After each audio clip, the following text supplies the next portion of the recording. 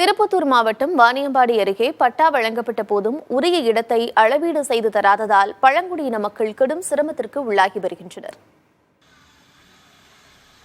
அலங்காயம் பேரூராட்சியின் புலுகூர்பள்ளி கிராமத்தில் கொண்டாரெட்டிமேடு பகுதியில் பழங்குடியினத்தை சேர்ந்த 10க்கும் அதிகமான குடும்பத்தினர் வசித்து வருகின்றனர். குடிசை வீடுகளில் வசிக்கும் இவர்களுக்கு குடிநீர், தெருவிளக்கு, சாலை, கழிவறை உள்ளிட்ட அடிப்படை வசதிகள் செய்து தரப்படவில்லை.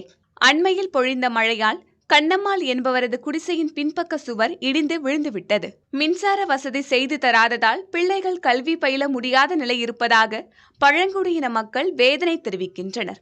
அருகே உள்ள மலையடிவாரத்தில் தங்களுக்கு இடம் ஒதுக்கி பட்டாவும் கொடுத்திருப்பதாக அவர்கள் கூறுகின்றனர்.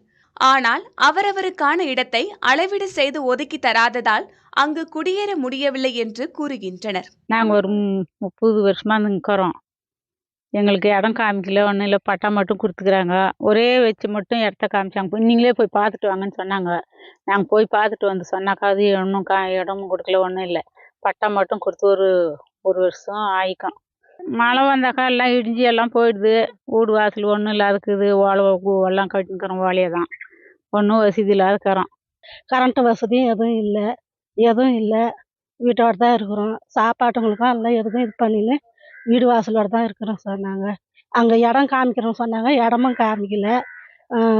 போய் நீங்கள் போய் பார்த்துட்டு வாங்கினாங்க. நாங்கள் போய் பார்த்தது கூட இடமும் எதுவும் காமிக்கல.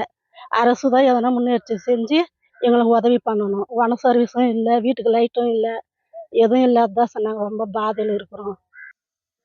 புலுகூர்பள்ளி பழங்குடியின மக்களின் கோரிக்கைகள் குறித்து அலங்காயம் பெத்தூர் கிராம நிர்வாக அலுவலர் தீன தயாளனிடம் கேட்டபோது மாவட்ட ஆட்சியர் உள்ளிட்ட அதிகாரிகளுக்கு தகவல் அளித்து உடனடியாக இடத்தை அளவீடு செய்து கொடுக்க நடவடிக்கை எடுப்பதாக கூறினார்.